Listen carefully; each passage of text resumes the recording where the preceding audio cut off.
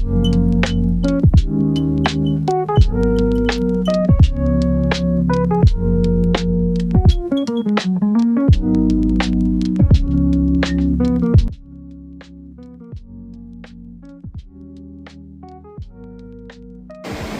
everyone, just wanted to make you guys a quick vid real quick.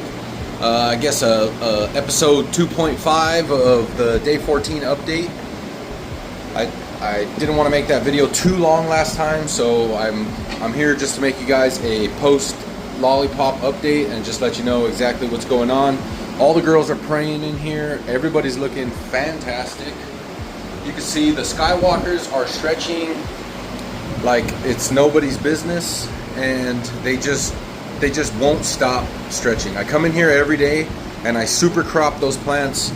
I just give them all a pinch, all these tops, and they just continue to stretch. I've kept the stretch down significantly in the front.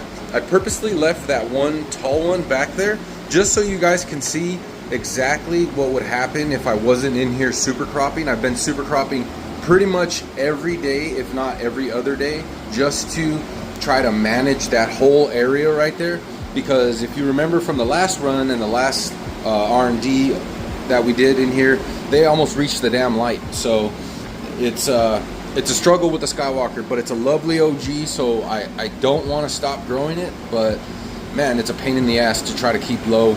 And I topped that thing probably 3 times. So I topped the Mary stem, and then a couple days later I topped the new tops that were coming out, and then right before flip I topped again, and still they are just stretching beyond what I thought that they were. Last time I only topped them once and they reached all the way to the light. I figured topping them a couple more times was going to help them mitigate that and just bring up those lowers a little bit more. And don't get me wrong, it did. The canopy is a little bit more full right there. And like I said, I left that one back there untopped and unpinched. Didn't super crop it at all, just so you could see exactly what that thing is going to want to do if you don't manage the canopy on it whatsoever. But everything else looking here fantastic. Our Gelato 41, our E85, our King Louis, our 2 Phenos back there. I'll take you guys back there in a second. So pretty much I'll show you guys the lollipop that we did. So it's pretty clean. Not too much of a lollipop. I did not lollipop back there, so let's take you guys on this side real quick. And I did tell you guys I was not going to lollipop back here where the under canopies are. So you can see it's a little dense in the back there, but honestly, don't really see a significant difference as far as what the top is doing. There's a little bit, it's a little bit shorter here on the canopy, just a tiny bit, but I think it's gonna be fine, and hopefully we bump the yield up on that side. But really back here in the corner, it didn't necessarily where the underlighting is over here, the canopy's just fine. Like it didn't lack on the stretching or anything like that. So these are our Phenos here. They're a little drowned out back here, so what I'm probably going to wind up doing is coming through and just really defoliating back here when we come back through on day 30, because we're not going to touch these plants till about day 28. We'll come through and we'll start defoliating them. You see how it kind of got a little dense in here, and we're not really getting much light penetration into that canopy. So I'm going to come through and I'm going to play with that a little bit. But after the lollipop, we went ahead and flushed out the medium like I told you. Our runoff was coming out pretty high, actually, when I did actually hand flush. So our runoff with the drippers was coming out at about 5.5, 6.0 EC, right? But when I went ahead and hit them with the hand water, our runoff was coming out at about 8 EC. So what that tells me is that there was a lot of dry channels inside of those blocks, and there was salt building up in there. So when I went ahead and hand flushed, they really just like flushed out all of those dried up salts that were stuck in all of those little pockets in there, and that's why our EC came out so high. So that's why we were getting a little bit of tip burn, you know, here and there, just a little bit. But what it did do is really push these things into flower, and you can see on day 17 these things are in like pretty much in bulk at this point. We added a couple more P2 shots, and so I think we're at a total of six waterings right now. All of our P1 shots are within our start 2 hours after our lights turn on, and we're complete with our P1 shots by 2 hours in. So lights turn on at 8, first waterings at 10, and we're fully saturated by 12. Actually by 11:30. It only takes me 3 waterings to get up to full saturation, and with the hand watering that we did, that really allows that block to absorb the water that you're going to be giving it. You know, why I think we got such a high EC runoff last time was because of the channeling that was happening because of the hard drybacks. And when you really dry back really hard in rock wool, it tends to want to become hydrophobic. This also happens in cocoa, but it's a little more extreme in rock wool. And there's one way that you could mitigate that. So if you guys are going to do less plants, I would suggest going this route, and you'll probably have less problems with channeling and probably have less problems with your EC spiking. Is you can soak your cubes. So you get your Hugos and you soak them in your nutrient mix until you don't see any more bubbles, and that'll just let you know that the whole thing is saturated.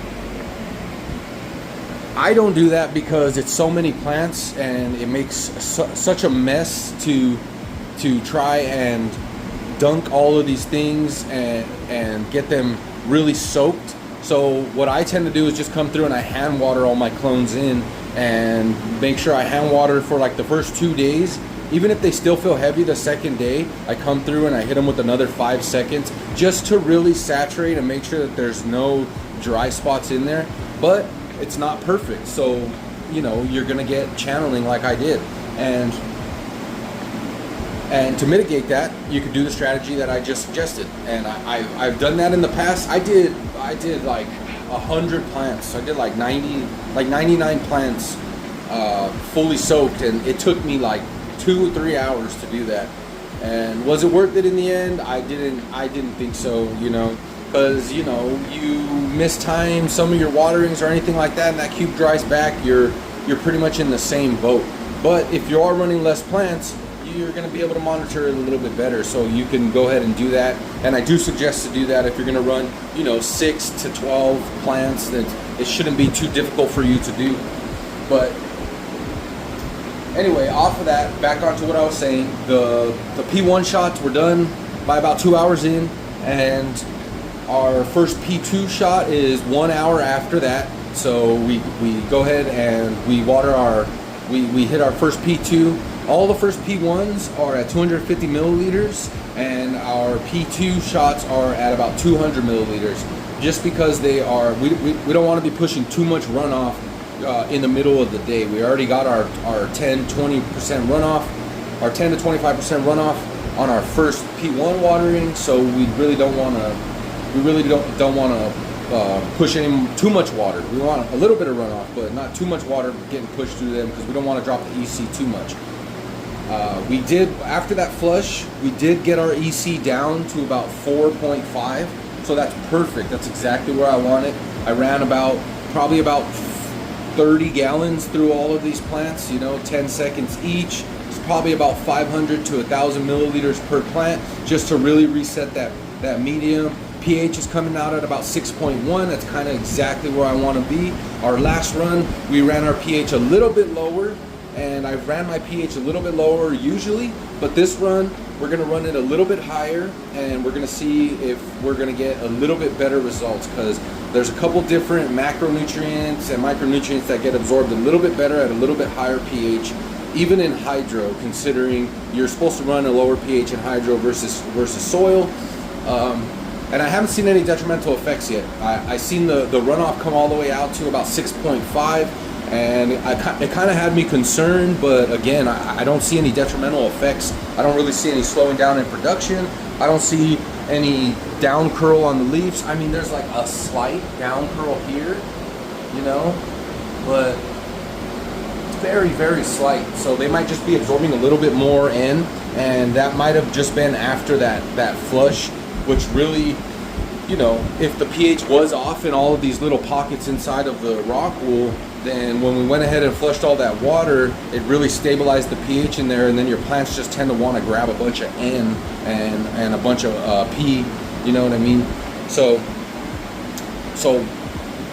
what the benefit of getting your whole block saturated is just really getting that root zone used to a more even pH and EC inside that block, so you could just keep these things happy all the way through bulk.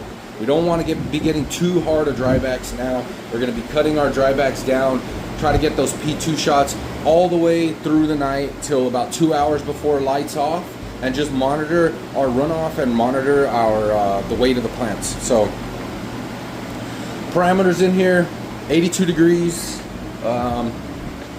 65-70% humidity is just about perfect. Lights are now at 100%, and let's go take you back here real quick to the Phenos. Of course, this video is going to run long because I rambled on, but it is what it is. So here are the Phenos back here, and I don't see any lack of development in them. They look pretty nice, honestly. Very surprised. They are a little bit more dense, so they're getting a little shaded out back here. I really expected these things to grow tall because of their genetic lineage. Both of the strains that are crossed to make them are very tall and lanky strains. So I was worried about that, but I think those drybacks and whatever genetic potential that these things have are keeping them nice and squat, which I like. I'm surprised. I'm happy to see that they did not stretch like the mom and dad did. But I'm very excited. They look like they're pretty stable. They don't look like they're doing anything goofy or showing me any weird traits that I'm going to be concerned about going into week 3, going into bulk at this point. And yeah, so that's it. We're not going to touch these plants till about day 28. Day 28 will come through, selectively defoliate about 8 to 10 leaves per plant, and yeah, get these things rocking, get some good air circulation, get some good light penetration, and hopefully get our yield up. I mean, these plants are happy as can be. This run is already looking better than the last one at this point. I don't really see any hiccups coming up, as long as I can maintain this VWC in the blocks and just really keep these girls happy. I don't see any issues, but stay tuned. We'll keep you guys updated every week, you know, give you guys some updates. Next week's not really going to have much going on, so I'll just make you guys a short vid, just come in here and show you guys exactly what it is going on. But any questions, comments, any video ideas of what any more insight that you guys want on how I run things or how I do this stuff, I am thinking about doing a series on just running maybe a light of soil with the exact methods on the exact same with the exact same irrigation strategy, lighting strategy, defoliation strategy, and just seeing if we can hit the same results, because I know a lot of you guys are growing in soil. And yeah, I've done it before in the past in the bigger facility, and I've had good results, so I think we can get it done. But that's about it, guys. Let's see if I missed anything. I know there was one more thing that I wanted to talk about that somebody asked in the comments, but I can't remember. If I remember, I'll make a short about it. Keep an eye out for that. But other than that, thanks for watching, guys. I appreciate every single one of you, and happy farming, and I'll talk to you later. Peace.